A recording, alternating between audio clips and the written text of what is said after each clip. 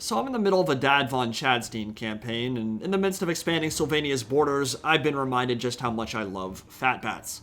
See, Varghulf violence is one of my favorite pastimes, not just because their animations are awesome, which they are, not just because they can yeet stunties clear over the horizon and drink their corpses dry, which they can. They just kind of encapsulate everything I love about the undead. They're fun to play with, they're fun to look at, and they're good. In fact, they're exceptionally good against dwarfs, who will be matching up today in campaign. So to set the stage, I had a level 2 Necrarch, fresh out of the Vampire School of Witchcraft and Wizardry, using the free skeleton tech, marching to reinforce Isabella in her war against the Golden Order. Level 20-something Belagar Ironhammer shows up, already kicked his ass once, so he's lost his gold chevron hammers and all his old veterans, but as you guys well know, the AI cheats with unit XP, so a couple turns later he returns with silver chevron longbeards and rangers. I realize I can't win the battle with only skeletons, and Isabella's too far away to reinforce, so gonna have to use the Raised Dead pool. 4 Varghulfs instantly should give me a decent chance to win. Now, my Necrarch is a scrub-ass random. I haven't even changed his items around yet. Featherfoe Torque is useless here because there are no flyers, but he does have 2 Spirit Leeches, 1 bounce spell, 1 from the Lore of Death, which is pretty good for deleting Belagar's ethereal ancestors. That's gonna be the opening play.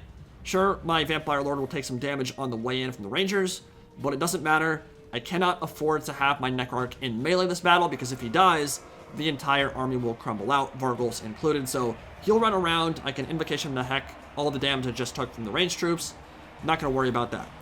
They have terrible leadership as undead, Varghulfs do, obviously, and that of course is one of their biggest weaknesses, and Necrarchs just kind of suck in melee anyway, especially ones that are only level 2.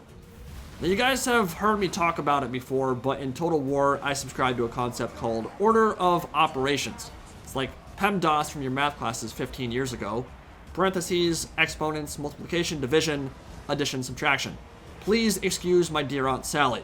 That governs the order that you should tackle a problem. By the way, I hate math. I absolutely despise it. But the basic idea is that you identify the most dangerous targets on the field, the ones that can deal the most burst damage to your army, and make them your top priority. Of those high-value enemies, whichever ones you can kill quickest and most efficiently, that is what you should try to murder first.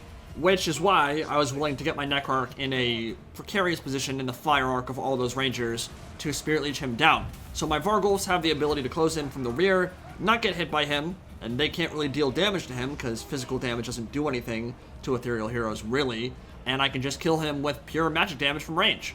He also had his bonus first large, and Varghulfs can't punch him very well, so he dies first. Spirit Leech helped a ton on that front. After that, Rangers are the top priority, and that's what the Varghulfs are going after now. There are 7 or 8 Rangers on the field.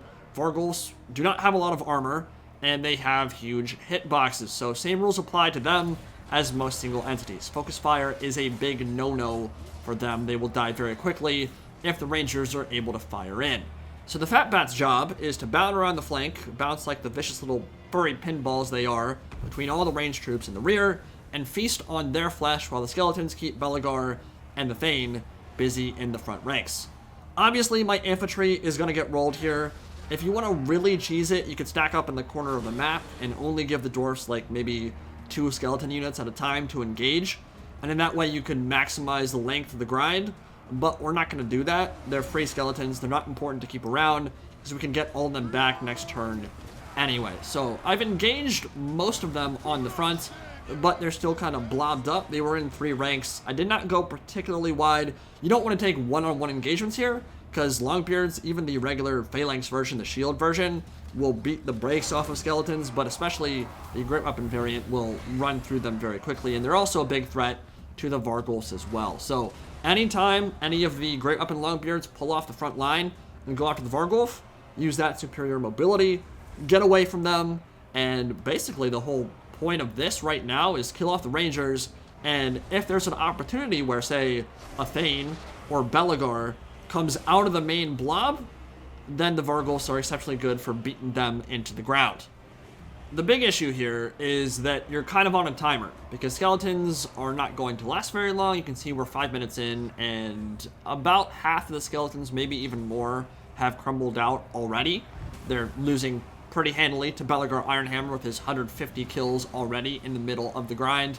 And if they all disappear before the Varghulfs are able to kill off all the Rangers, then you might get stuck in a weird situation where the Longbeards can peel off, zone out the Varghulfs, and then you're forced to engage the Rangers in and amongst a bunch of AP Great Weapon troops.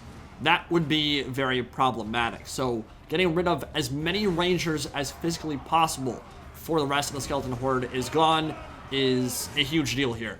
That's why we're going after the Thane right now. He's been isolated, Varghulfs can beat up on him, and it's interesting because in a lot of ways, the change to mass for Footlords and the change to knockdown resist has been great for them, right? Now they can stand their ground. Now they're not constantly having their salad tossed by big monsters. They can frequently stay on their feet, they hit back, they deal damage, they do what Footlords are supposed to do. There are some scenarios where these changes have definitely not helped them, and this might be one of those situations. Varghulfs have super fast attack animations and attack interval, which means they're constantly punching stuff. Like, you can see it anytime they bound into any of these formations, they are constantly dealing damage, they're constantly attacking. They attack much faster than most other units in the game, and they hit relatively hard. So when you have 2 or 3 or 4 of them beating up on a Footlord, in previous patches, someone like Belegar would be yeeted 400 feet, but he often wouldn't take damage from that attack. So when the Fat Bats have to chase after him, they get over to him again, they punch him again, and he falls down again. The entire time he's not taking damage because he's on his ass invulnerable. That doesn't happen much anymore. So Varghulfs, who were already one of the best anti-duelist monsters in the game, who were already exceptional in previous patches at bullying people like Lokir or Beast Lords, well, now they're even better in that role. They will straight up evaporate your average character on foot because they're all able to land attacks and they're not knocking the character down. Belegar has a few ways to mitigate that somewhat, especially with Mighty O-Stone and Expert Charge Defense, but for the most part he falls into the same category.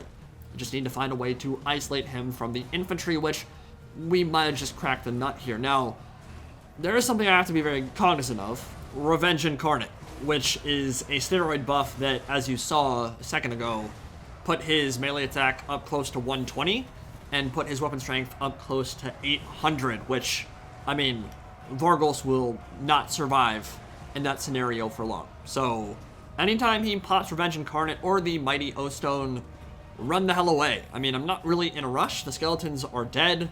I did what I could before they all disappeared. I've killed off the vast majority of the Rangers, and now I'm left with a bunch of Longbeards and Longbeard Great Weapons, which are still in some ways a counter to Varghulfs. Again, sustained melee with any of them, very bad. Nice thing about Varghulfs, you don't need to worry about sustained melee. You don't want to wade in and get surrounded because of their low leadership. You bound them from unit to unit using their charge bonus over and over and over again, and they have 52 charge bonus, so that works incredibly well, and they have regen the whole time. So as long as we can kill off the rest of this army before they hit the regen cap and lose all their leadership and HP, well, then we're gonna win. And yes, I realize that I literally just effectively said, if we win before we lose, we'll win. Yeah, duh.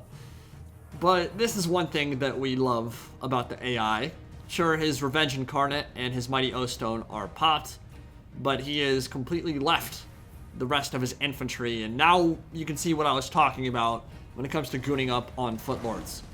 In previous patches, before the Footlord change that came, I guess, in Twisted and Twilight DLC, and that update, that free update, yeah, I mean, a Footlord would just they'd be getting yeeted. They would literally be like halfway across the map after a couple punches from these Varghulfs. He's not been knocked down once since all 4 jumped in, and he's still not being knocked down.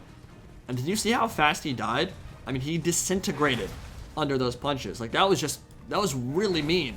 And he's a scary lord right now. Like, he's up over level 20. Like I said, he can get up to 120 melee attack, 770 weapon strength. Like, that's not a lord you want to fight with Varghulfs, but it kind of is. I mean, because he doesn't get knocked down. So it doesn't matter how great your stats are. Just wait till the debuff or the steroid buffs are ended, and you can go right back in. Now that Belegar is dead, it's just a matter of cleaning up. I mean, we'll put this in double fast forward.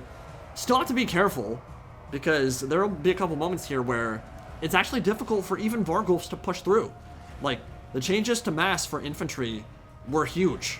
It is kind of difficult for Fat Bats to move out of the way of Longbeards once they get surrounded, and their attack animations will sometimes put them into a bad spot where they will get surrounded and have difficulty pushing out. So, gotta be careful with that.